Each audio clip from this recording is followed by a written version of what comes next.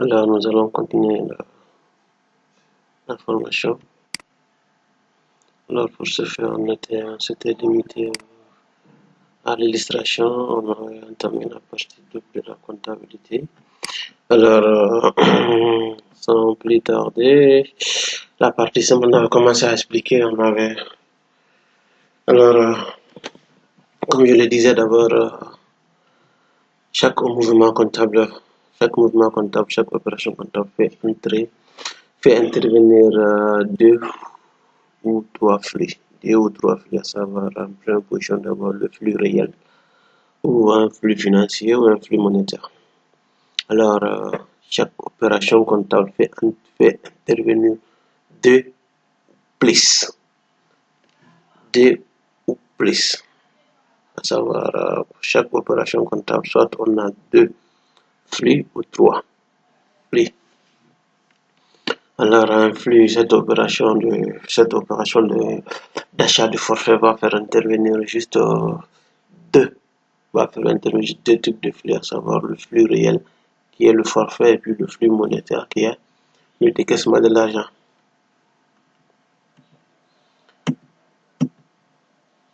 Alors, nous allons entamer le système centralisateur qui est la partie la plus importante en quelque sorte de la première partie, à savoir tout d'abord le système centralisateur c'est quoi? Un système centralisateur.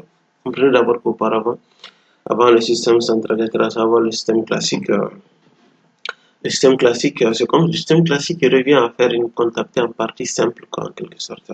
Il revient à faire une comptabilité en partie simple, à savoir, on avait un registre, avant le système standardisateur, on avait un registre dans lequel toutes les opérations sont tenues. Maintenant, si on essaie de pousser un peu plus loin, même dans le système éducatif, notre système éducatif, on fait un système classique, non un système centralisateur. Par exemple, pour ceux qui ont eu l'occasion de faire la comptabilité à l'école, quand le prof vous donne un exercice, vous tracez un format, à savoir un tableau, un schéma, dans lequel toutes les opérations et les mouvements comptables sont retracés.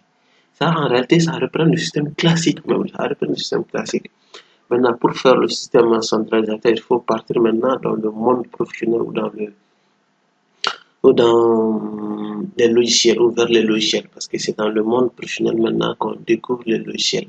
Alors, le système centralisateur, c'est avant tout d'abord un processus ou une méthode par laquelle on décide de tenir les comptes, c'est-à-dire une architecture, un ensemble d'éléments interagissant entre eux selon certains principes ou règles. Alors, pour ce faire d'abord, à partir de cette petite historique, d'abord, on a le système classique qui consiste juste à avoir un seul journal lequel se présente sous forme de format de tableau à deux colonnes, dans lesquelles on retrace, on reprend toutes les opérations comptables.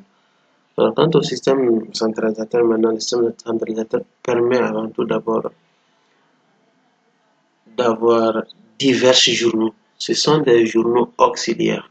Ce sont des journaux auxiliaires qui sont reliés entre eux. Également désignés par des journaux aussi, souvent des journaux divisionnaires. Souvent des journaux divisionnaires.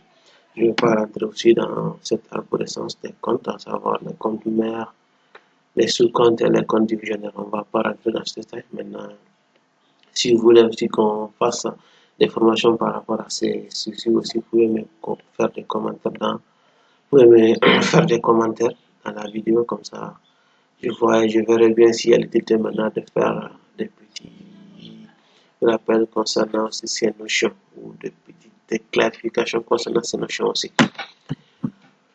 Alors, le système centralisateur permet avant tout d'abord d'organiser, de classer, d'ordonner, de diviser la tenue de la comptabilité grâce aux différents journaux. Quand je dis différents journaux maintenant, comprenez maintenant qu'il y a tous les types de journaux qui doivent se retrouver maintenant dans le système centralisateur. Alors, à savoir le journal d'achat, un journal de vente, un journal de salaire, un journal de banque, un journal de caisse, et puis le journal de RAN, à savoir les reports à nouveau. Alors, cet ensemble maintenant va nous permettre maintenant d'avoir ces journaux maintenant ne peut pas on ne peut pas les élaborer sans ces différentes pièces, à savoir les bases comptables, les pièces de base comptable, à savoir la facture, les récits, les pièces de caisse, les notes de frais, etc., etc. Alors, à partir de cela, maintenant, à partir de ce journaux, maintenant, nous allons pouvoir avoir ce qu'on appelle un grand livre, autrement dit, communément appelé sous l'acronyme GL, qui va aussi nous donner maintenant le grand livre de tiers. À partir du grand livre, on a aussi le grand livre de tiers. Après, on va avoir la balance aussi des comptes.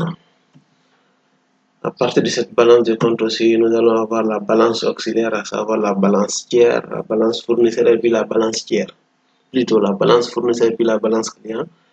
Et enfin, nous allons avoir les états financiers, à savoir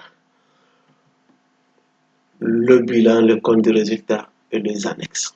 Le bilan des comptes, le bilan, le compte de résultat et les annexes. Alors, toute cette arborescence maintenant, tout ce qui va nous permettre maintenant d'avoir tout ça dans le système centralisateur. Parce que le système centralisateur d'abord est le noyau d'abord.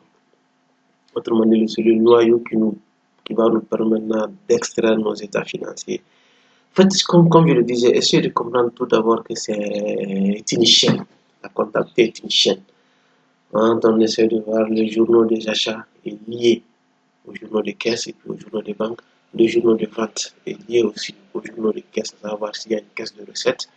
Ainsi de suite. Tout est structuré et lié entre elles. Alors, je pense bien que ça, c'est ce qui est important d'abord de comprendre.